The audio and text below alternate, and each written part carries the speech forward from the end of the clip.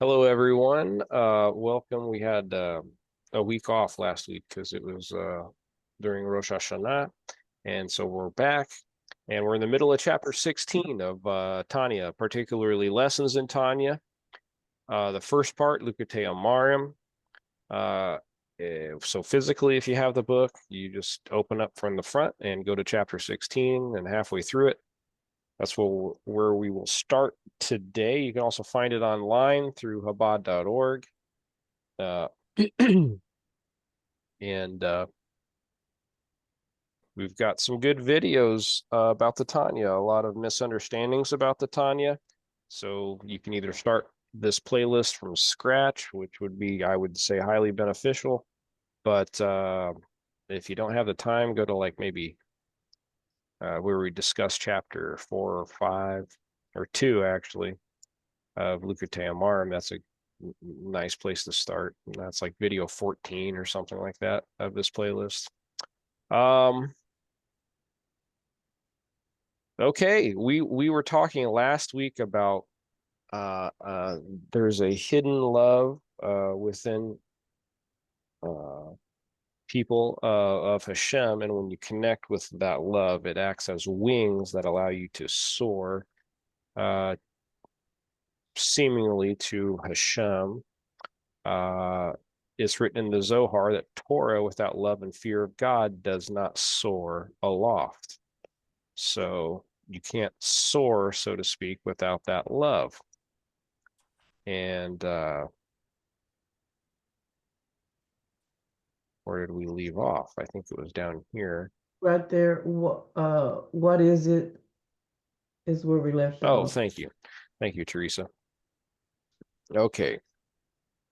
What is it then that diverts one from his natural inclination to engage in his bodily wants, and that enables his diligence to overcome his physical self-love?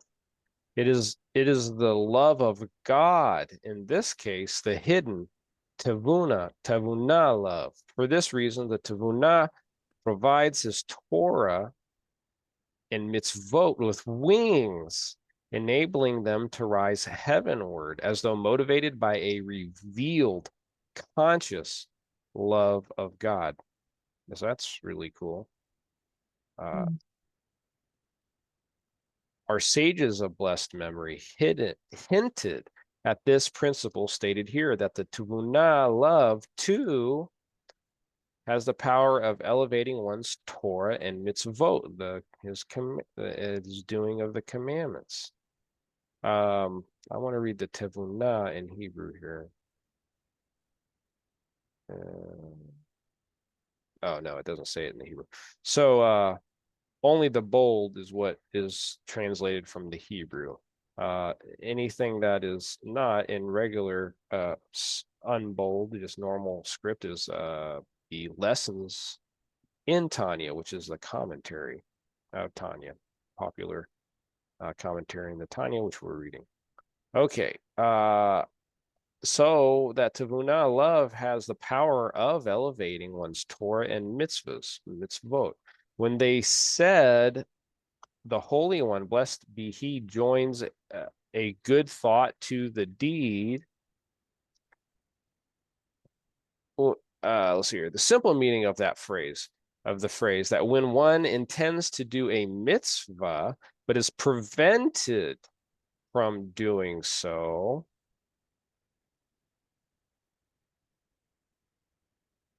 God ascribes it to him as though he had actually performed it. Very interesting. It warrants the expression, Torah considers him as though he had actually done it. Why the oblique expression, God joins the thought to the deed, which seems to indicate that the thought was indeed implemented, but that the action is somehow detached from it and requires that God join the two together. The explanation, however, lies in the previously mentioned principle. It is the revealed fear and love of God in the heart that vest themselves in one's performance of the commandments, giving them vitality to soar on high. For the heart is also corporeal, like the other organs of the body, which are the instruments of action. Ah, interesting. So the fact that you feel it, there is substance there. The fact that the emotion is tied to the animal soul, and it's one of the organs of that body, so to speak. Not even just so to speak, but in reality.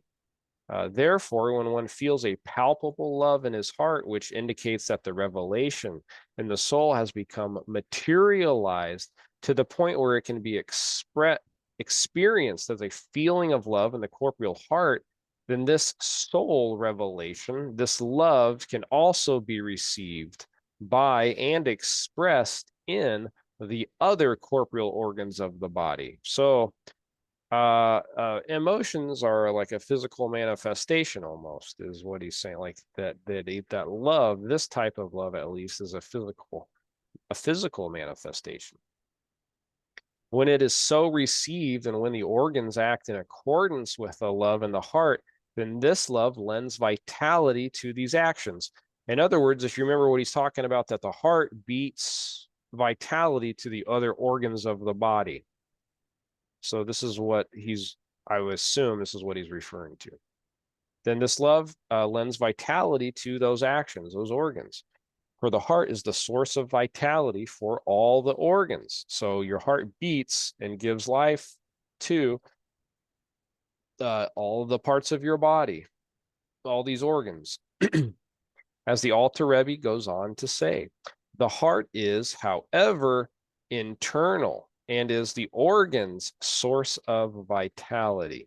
Therefore, because the heart in its corporeality is close to the other organs and also provides their vitality, it can clothe itself in their actions to be their wings, elevating them.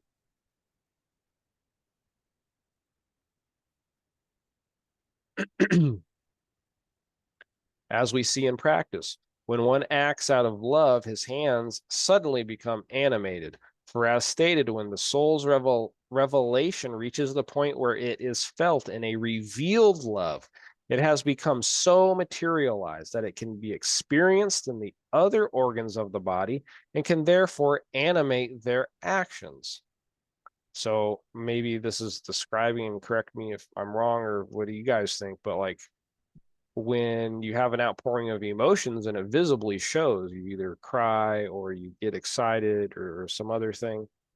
However, the above mentioned fear and love that are in the intelligence of the brain and the recesses of the heart are a far higher order than the level of action.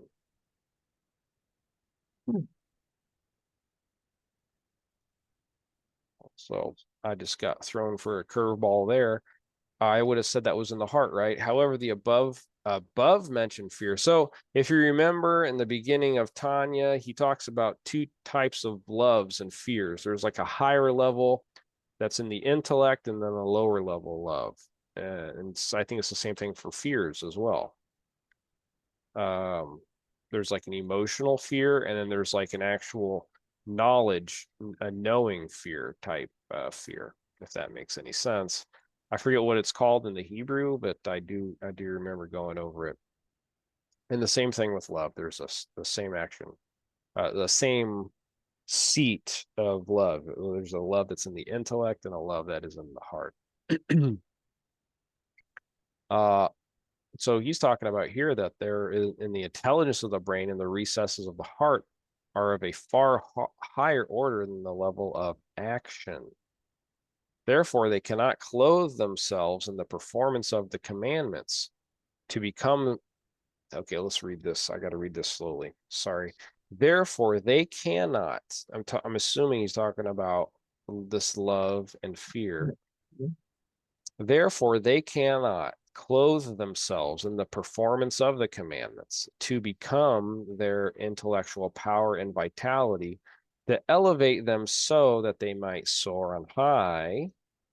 The inability of the love to find expression beyond the mind, which is far more spiritual than the other organs, indicates that the revelation of the soul present in the Tavuna love has not become materialized enough to affect the other, more corporeal organs. As we see when one's actions are motivated not by the desire of his heart, but solely by his understanding that he ought to act in a particular manner.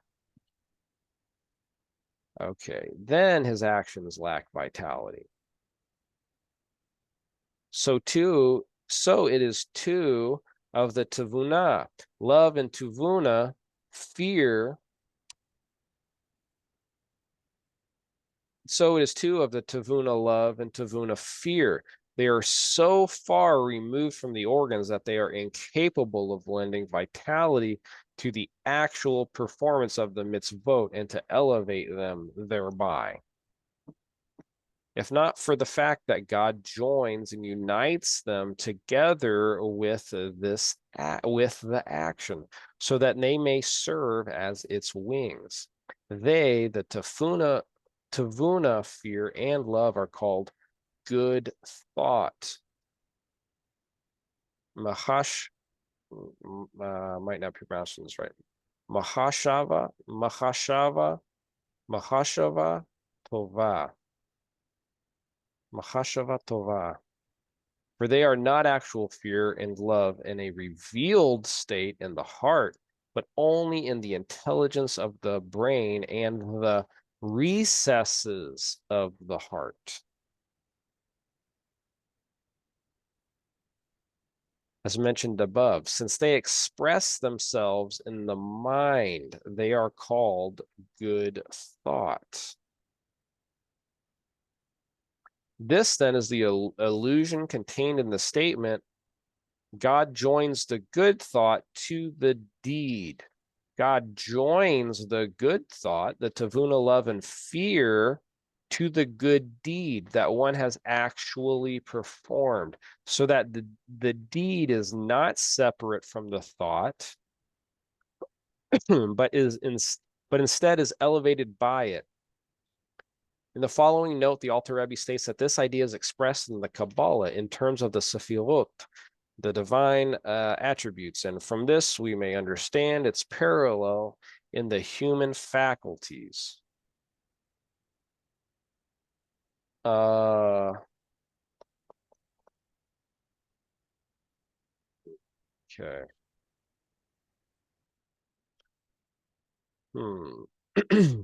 Thus, it is also written in the Zohar in the Etz Chaim that the Hebrew words tevunah, understanding, okay, wow, okay, comprises the letters to form the words ben and bat, son and daughter. However, he's writing this as an acronym here. Ben Nun, Beit Nun, and Beit Tet. Interesting. I don't know why he's using acronyms here. Which in terms of human emotions represent love and fear.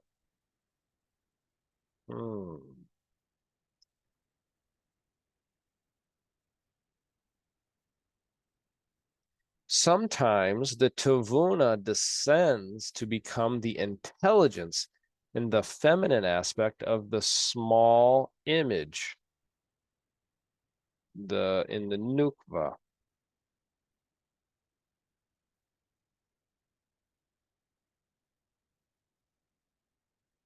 The Zaire Anpin, of the Nukva of Zaire Anpin. So the feminine aspect of the Zaire Anpin, i.e. the recipient of the divine midot or attributes, which are referred to collectively as the small image, which is in the human sphere refers to the letters of Torah and the mitzvot.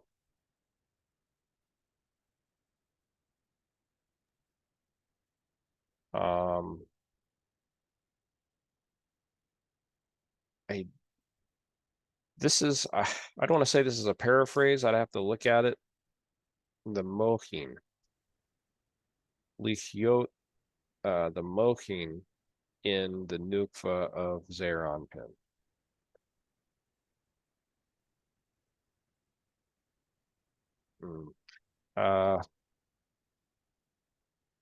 This isn't exactly one-to-one translation. I think he's paraphrasing a little bit here. So, anyways, I don't want to spend too much time on it and bore you guys. The normal order would be that the Tavuna descends first to the small image, the Midot, and thence to the feminine aspect, which is the attribute of Malchut. Sometimes, however, there is a direct flow from Binah to Malchut. Okay, so there's the Seder, there's the order of the Sefirot that go through.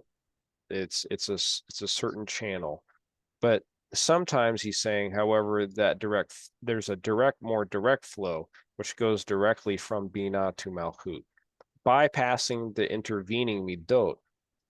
In terms of one's service to God, this means the normal procedure should be that the understanding derived from one's meditation should affect his emotions, arousing a love and fear within him.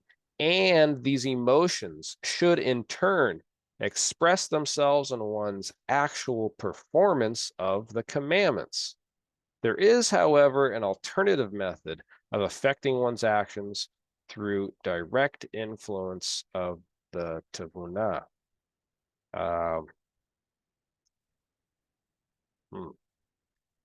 Very interesting. Very, very, very interesting.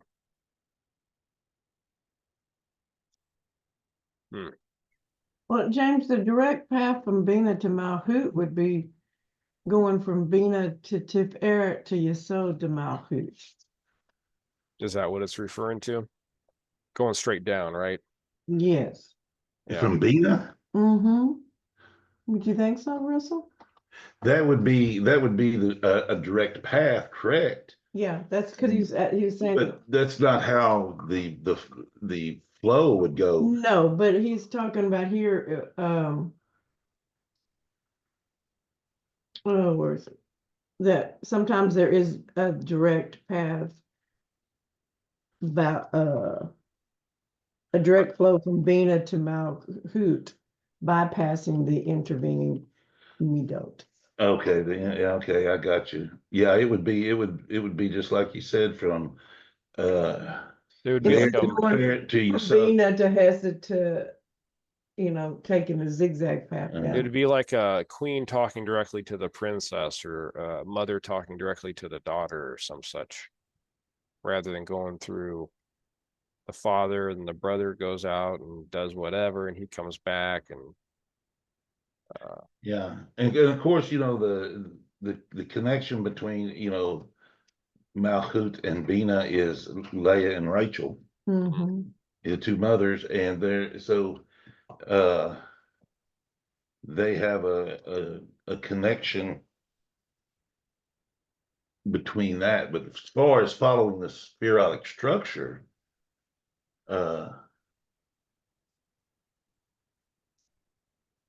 it's not like a direct path as we would talk about from Keter to Malchut, Right. going straight through it. It's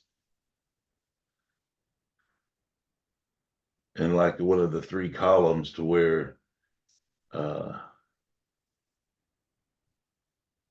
wondering if it's like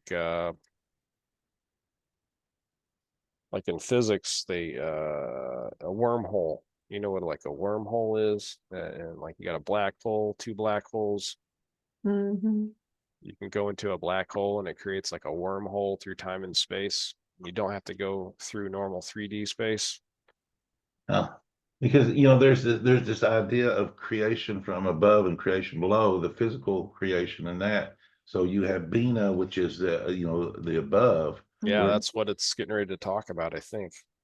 Yeah, it's where creation was originated, and then this direct connection or direct path to the actual physical creation, which is Malchut. Oh, he even goes on to say, the initiated shall understand. Uh, And you know who that initiated is the one who sat at the feet of a copulist. yeah, What he said. exactly. Because he was talking about before you got in here about the small face, Yeah, right which is here. lower 7. Yeah. Which Yeah, is so sometimes, I don't know if you're here, Russell. Sometimes the Tavuna descends to become the intelligence and the feminine aspect of the small image. Lihiot, the Mochin in the Nukva of Zeranpin. right. So like the brains in the Nukva of Zeranpin. So Bina would be that part of the Mohim, the Yeah. brains, actually, what is it, the left side of the brains, to the Nukva, which is Malhut, uh, and a direct path through Zeron. Zeron is a lower 7. Is, yeah, the Midot.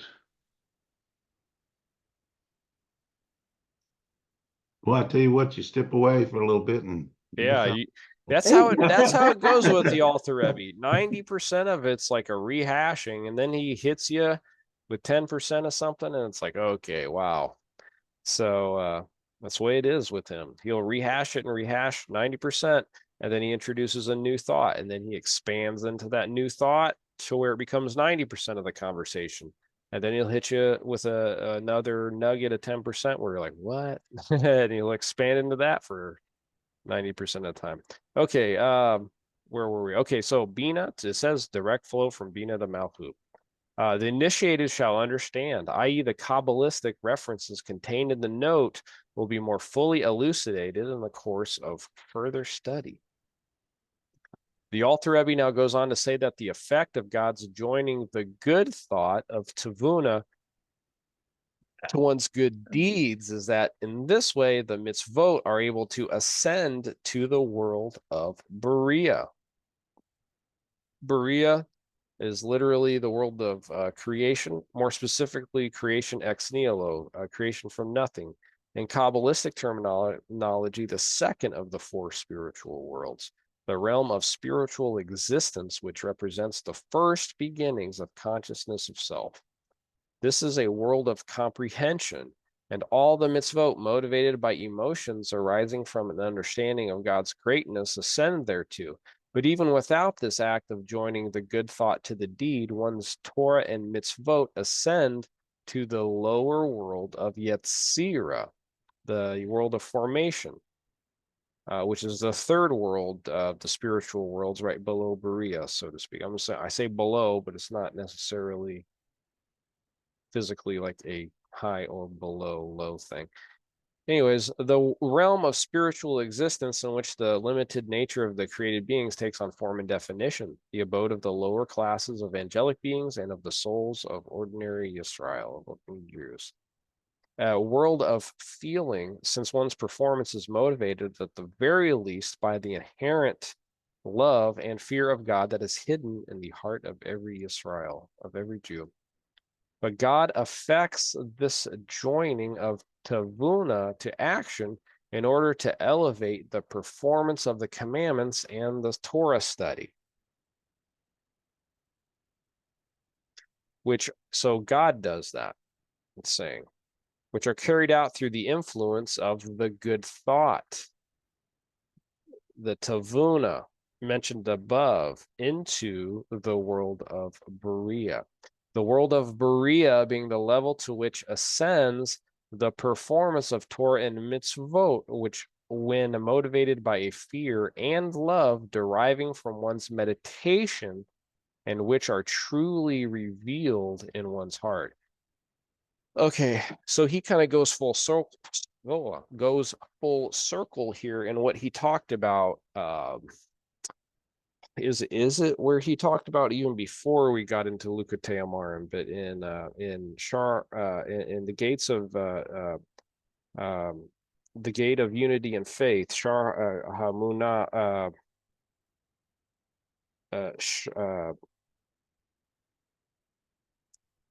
Shar gate Shar Shar Yehud V'Amunah, excuse me. In Shar HaYehud V'Amunah, I think we started to go on this about contemplating. When you contemplate in your mind, so you have a lower emotion that you start to bring up into your brain, where you start to formulate a higher emotion, a higher love and fear of Hashem, of God. And we learned even further in Hasidus pertaining to non-Jews.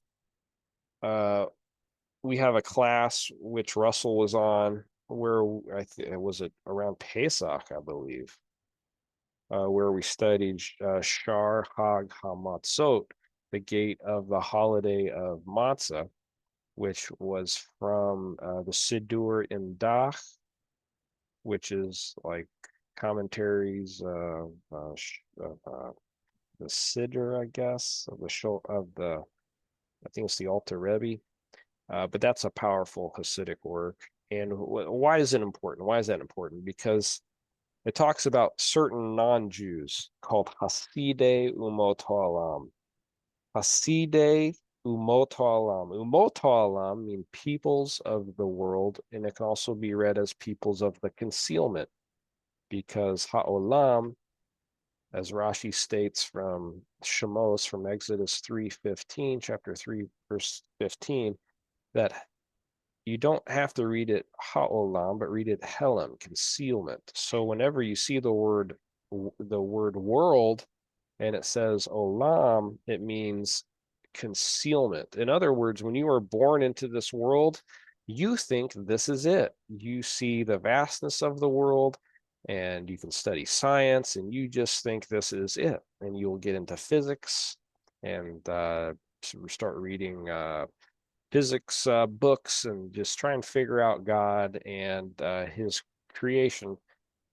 Does God exist in this creation, so to speak? But because you are not initiated, so to speak, in things beyond this world, you just think that this existence is the only existence in this world. The existence in this world is the only existence. When you contemplate on that, for instance, and you contemplate on the kindness throughout the world, this is called Hasidei Umot Ha'olam, people that are from the peoples of the world, but they are kind ones, the kind ones of the peoples of the world. There are people that want to do right, and when they truly contemplate, not for selfish motives, but for selfless motives, they unite with the kindness of the world, and they can break through, so to speak. They have the ability to break through using Hesed to something greater than this world. The conduit that Hashem creates worlds with is Hesed. Through Hesed, you can break through the glass, the ceiling, so to speak, of this world, and you break on through to the other side, so to speak. And when you do that, you start to come out of the helm, the concealment. You are starting to what's called gerus, and you're starting to leave the umot ha'olam. When you contemplate on God, the one and true God, and you gain in your knowledge, particularly of Torah, you will eventually attach to Torah on this path, maybe not in this lifetime, but eventually your soul will. That is called gerus. You're now sojourning with the Almighty in his Torah, and that does not mean you are a convert and accepted by Israel. But that does mean that you are walking away from the nations of the world, the Goyim, the Umot Ha'olam, and you're crossing over now. This is what the Alter Rebbe is basically talking about. He's talking about it, however, from a Jewish perspective. He's talking to Jews here. It's probably illegal for him to talk to non-Jews about it because the non-Jewish nation that he lived in, which was Russia at the time, he was forbidden to try and convert, so to speak, the minds of the Christians in his community. He would be thrown in prison and most likely killed. Anyways, so we have to go about it from a deeper Hasidic perspective, go through all the texts and figure out the actual mechanics. And so that's what this class is about for non-Jews, basically. We're figuring out these mechanics in a kosher manner by getting deep into these texts and listening to what the Alter Rebbe is talking about, or read what he's writing about here. But that's basically the mechanic for the non-Jew, is getting in touch with true chesed, true kindness, which is what the Hashem created the world with. And that's why Hasidei Umot Ha'olam receive a portion in the world to come. A lot of people think the world to come means it is, he's going to blow this one up and we're going to go to heaven somewhere or whatever, and we're going to come back. And I don't necessarily think it's something like that. I think it's when you're revealed that these worlds are constantly being created and you're constantly in that conduit of Hesed. And when you're in that conduit, it's like being in a conduit of electricity or some such. You're flowing constantly through that conduit, in and out. It's multi-dimensional, so to speak. And you're just connected. You're now connected into it. And because you're connected to the very thing that gives life, you will receive a portion of in the world to come. It's guaranteed, because you are connected now with that chesed that he uses to create the world. You're deriving your sustenance from that. So when you can contemplate, that's only stemming from your chesed, which is like your emotions. You're contemplating the emotions. When it goes up into your brain, though, now you are starting to come into a godly brain mode, so to speak. You are no longer just subdued by your emotions. Now you're starting to use your brain to contemplate Hashem. You're starting to come into what's called Akdut Hashem, the oneness of God. People will say, oh, non-Jews can't do that. There's no such thing in Torah that says that. Now, idolaters can't do it, but by definition, they can't do it. They literally, physically can't do it. They're idolaters. It's like brakes on a car or whatever that are locked up. It's just physically impossible. It's one who is free from my avodah zarah. You're now open to the concept of the one true God. That's what Hasidei Umot Ha'olam is starting to come out of that. They're trying to come out of it anyways, but they're under duress because their brains are preventing them from it, because they don't really know God. They don't really know Torah yet. That's why the Torah is so important.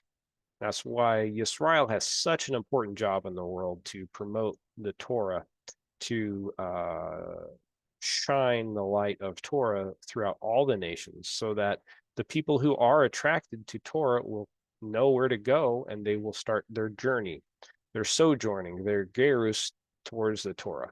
Now, I'm not saying you're a ger in a halakhic term, where you can go into the Jewish community like, hey, I'm a ger, because you would need to have Kabbalah to be accepted underneath that community. But in a spiritual sense, this is what's going on with such a person's soul.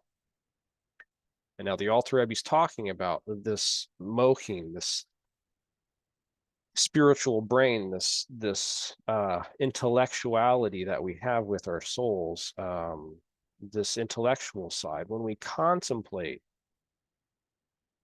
this love, and this is what he's getting at here. So that's how it relates to the non-Jew. You were raised in whatever belief system you were in, and you didn't think it was quite right, and you contemplated it, and you studied it and researched it.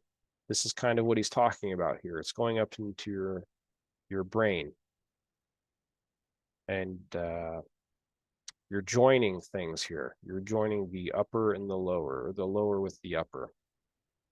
However, even without this joining, they rise to the world of Yetzirah by means of the natural fear and love which are latent in the heart of all Yisrael, of all Jews from birth, as will be explained at length. So how does this apply to Hasidei Umot Olam, these kind ones of the peoples of the world?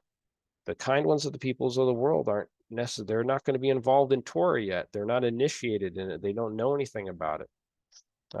They're still involved in their avodah zarah, their idolatry, so to speak, but they're seekers. The animal souls of Yisrael are born from this concealed klipat nogah that has that shimmer, that light to it. It's not a completely evil, sealed off klipa shell. They can see a little bit of good light through those shells of the covering, the klipa that's covering up all the goodness. They can still see that shimmering, that good glow. Hasidei Umot Olam, they have that vision as well. They can see that glimmer, and their animal souls, to some extent, are driven very similarly to the animal souls initially at birth from as Yisrael. Yisrael naturally is going to be initiated into Torah, usually. As they get older, their family, their community is going to teach them Torah, initiate them into the Torah and mitzvot. For Hasidei Umot Olam, it is a lot more harsh. It doesn't seem so, but spiritually it is, because we have to figure things out, so to speak, for ourselves. We don't have anybody guiding us, except for maybe possibly this connection that we're talking about here. Now, I'm not saying you are a Yisrael, but when it comes to the lower self, the animal soul, and Nefesh Behemoth, Hasidei Umot Olam and Yisrael both stem from this Klipat Nogah. He does not say Klipat Nogah here, but maybe we'll get into it here. Okay, I don't want to hold it up too much, but I'm just trying to get you on track from a non-Jewish perspective. In summary, even he who cannot create a conscious, palpable love and fear of God in his heart can serve God with a perfect service through the tevunah, emotions.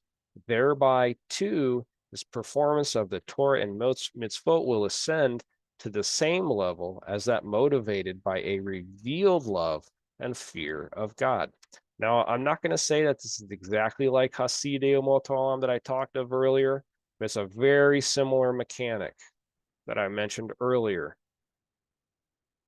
It's like there's an ignorance that you do not necessarily have to know the Torah and mitzvot on how to completely do everything proper. You can still be connected to Hashem through those lower attributes.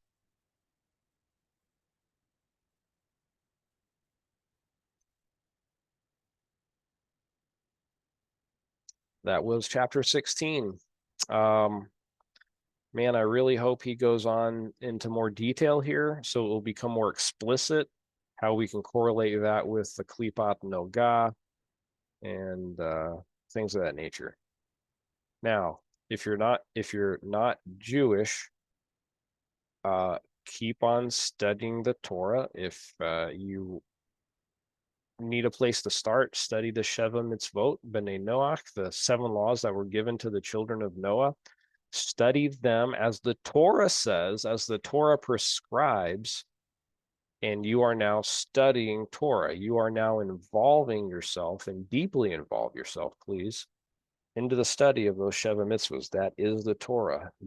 Anyone is permitted to study those parts of Torah. Nobody in their right mind that I know of is going to tell you otherwise. Even if there's some kind of argument, machlokas about it. You're now involving yourself in Torah study. So congratulations. Keep on doing it.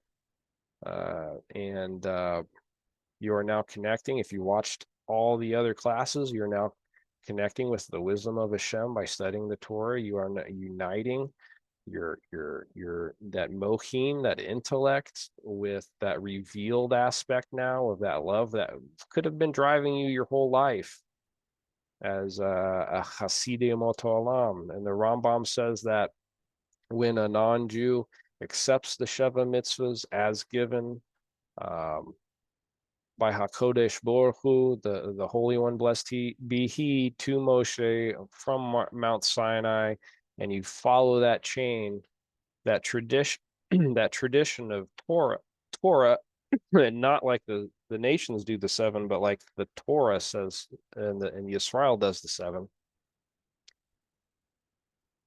That Hasidei Umot Olam that learns that way, they are now Mahasidei Umot Olam. They are considered from the kind ones of the nations of the world. And such a person is going to now, in certain aspects, be treated like a ger toshav, particularly. And there are aspects of ger toshav today. A Yisrael, a Jew, can interact with you like a ger toshav, specifically in certain aspects, particularly tzedakah, as the Rambam mentions in Hilchot Malachim 10:10. The Yisrael has a mitzvah l'chihuso, a commandment to sustain the life of such a non-Jew, particularly a ben Noach that gives tzedakah, which a ben Noach that gives tzedakah is like a ger toshav. That is the implementation of life right now. That is the implementation of Gerus, of Geula, the redemption right now. This is where we are at. If there's anything going on in your life where you're like unsure of where we are in the order of things, this is where it's at. We are trying to get Yisrael and non-Jews to come together and understand this Gerus aspect of Ger Toshav today, which is Ger Toshav. It is like Ger Toshav. It is not the full implementation of Ger Toshav because there is no Yovel. There is no based in the Bet Din judgment system that will accept you within the Jewish community fully. You have to do things piecemeal. You are a pioneer. You are a spiritual pioneer on a sojourn of gerus, of ger, of sojourning with Torah, with Hashem, and the future looks bright. It is a tough time, but at the same time, things are getting sorted out right now. The world is seems increasingly hostile, but it's increasingly becoming polarized because the great separation is here, and we are in the Geula. So attach to Torah, keep studying Torah, and keep on revealing Hashem by doing Torah and mitzvot as basic as you need to. Just do it basic at first. And so thank you all for coming tonight. I really appreciate everybody for showing up. I hope you guys all have a good fast if you're fasting for Yom Kippur coming up in a few days.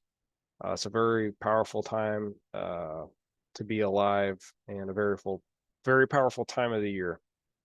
So I appreciate you all for taking the time to come out and yeah, share your time with us. All right. Well, thank you, James. We appreciate it very much. It's a good class. Oh, thank you. Yeah, thank you for your input on the Nukva, what's it called? Nukva de Zeranpin, I believe it was. That's something that needs to be studied further because I don't fully understand it, but maybe the Alter Rebbe will explain it further, chapter 17. Oh, I'm hoping he does. Yeah, so, and yeah, I need your input if you ever come across something, because I know Mike teaches this stuff pretty well too. Yeah, I've learned for a long time with him. Yeah. So, It's all but coming together. Yeah, we thought that Hasidus and other Kabbalistic concepts were so far as like different words, different terms almost, but you see how it starts all to kind of come together. So it's very cool. Well, one of the things I like about this is learning it from a different perspective, Yeah. from the Alter Rebbe versus from the Arizal, which that's where he learned it from. I mean, he Yeah. learned it from the same school, but it's a different perspective. And here, seems to be a very almost a more practical thought process within it. It's Not learning, systematic. not learning the mechanics like the Arizal teaches, seems Yeah. like. The mechanics, this is They applied. it's kind of an applied and connecting it with thought and action. Mhm. Right. And it makes it very interesting, and makes it very good. So sometimes it's a little different and it catches you off guard, Yeah. but it makes you think about it. So it's really good. Right. Excellent. Well, I really appreciate. Oh my goodness, my USB just blew up. I hope everybody can hear me. Yeah, I really appreciate everybody's input. So I know everybody's busy because the high holidays, but I do appreciate you all coming out. And God bless you all. Have a meaningful and easy fast. Thank you, Thank you. James. Thank you, Great. James. Thank you Appreciate all. it. Thank Have a you. good week and have a good night. Take care. You too. Thank you, Ernestine. Bye bye. Bye-bye. Okay. That's good.